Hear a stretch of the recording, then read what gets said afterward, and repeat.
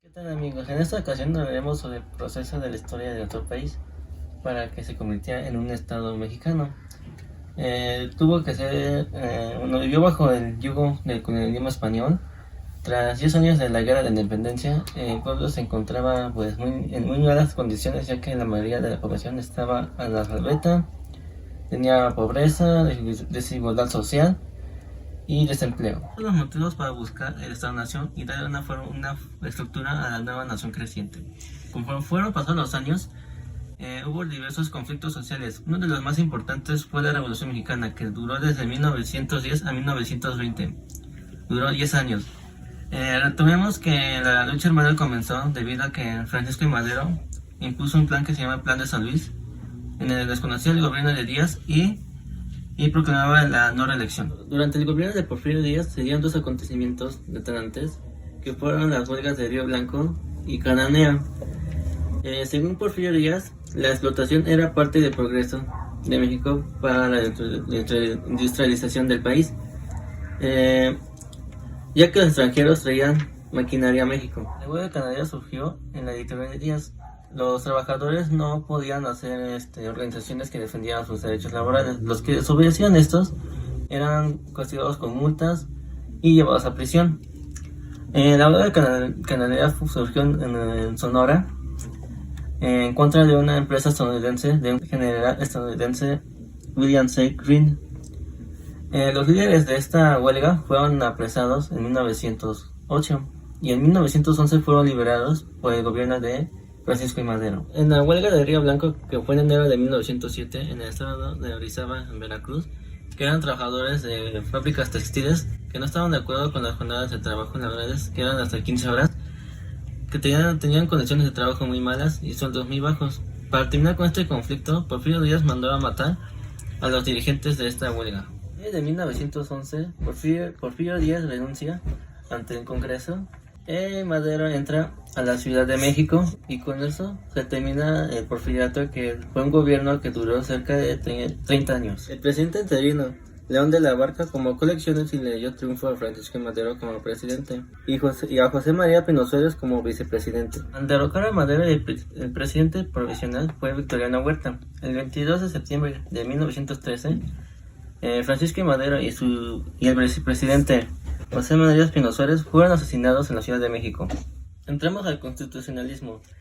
Esta es la última etapa de la revolución. Tiene como personaje destacado a Venustiano Carranza, que surge a partir de un golpe de estado contra Victoriano Huerta. Carranza quería crear una carta magna para tener un estado con soberanía nacional y con división de poderes. En 1917 se proclama la Constitución Mexicana y da inicio a la presidencia de Plutarco Díaz Calles en 1924. A la muerte de Obregón, Calles quedó como caudillo revolucionario, lo que se convirtió en el jefe máximo de la revolución. Esto quiere decir que Calles, aún sin ser presidente, él podía interferir en los asuntos del gobierno.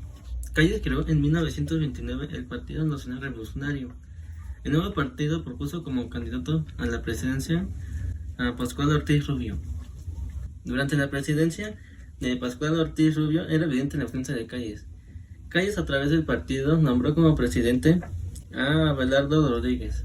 Entramos al cardenismo, periodo de gobierno por Lázaro Cárdenas del Río. Su gobierno fue populista, duró 6 años, de 1934 a 1940. Lázaro Cárdenas vio que Calles manipulaba a la nación y por eso lo expulsó. Con eso se dio fin al caudillismo revolucionario. Lázaro Cárdenas también creó el Partido Revolucionario Mexicano. Nacionalización del petróleo. Lázaro Cárdenas le arrebató a los estadounidenses y británicos el crudo mexicano y dándoselo al Estado. Esto causó tensiones internacionales, sobre todo con Gran Bretaña, que amenazó a México con represalia. Para 1937, los trabajadores de la industria petrolera exigían aumentos de salarios y prestaciones correspondientes. Como no hubo un acuerdo entre obreros y patrones, se creó Petróleos Mexicanos. Cárdenas decidió decretar expropiada la industria petrolera el 18 de marzo de 1938. En cuanto a la educación, para complementar la consolidación del Estado, se creó la UNAM, que fue creada el 22 de septiembre de 1910 en el gobierno de Porfirio Díaz.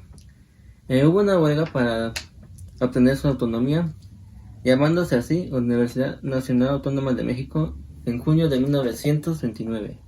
También se creó el Instituto Politécnico Nacional, una institución pública mexicana de investigación que fue fundada en la Ciudad de México en 1936 durante el gobierno de Lázaro Cárdenas.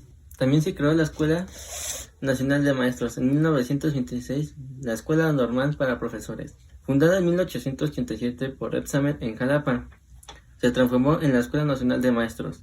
Su objetivo era preparar a profesores rurales y urbanos para los niveles preescolar, primaria y secundaria.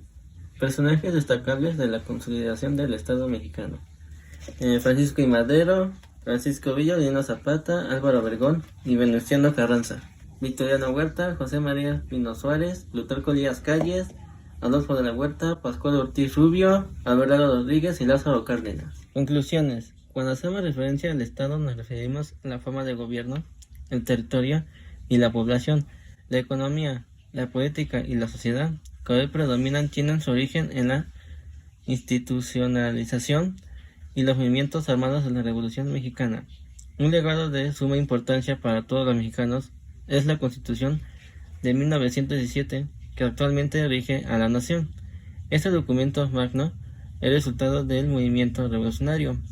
Todos estos hechos de acontecimientos fueron realizados por el afán del desarrollo del país. La industrialización, inspirada en los países europeos, el abuso de un gobierno dividido, con aspiraciones propias a costa del pueblo. Una inmadurez e ignorancia llevó a la crisis a México en su búsqueda de establecernos como nación. Puedo concluir que los acontecimientos que nos llevaron a crear un Estado mexicano se vio manifestado por conflictos sociopolíticos, negociaciones, deudas al extranjero, intervención de la política extranjera, reconocimiento como Estado-nación, gobiernos populistas que causaron golpes de Estado e intervenciones extranjeras y modernización.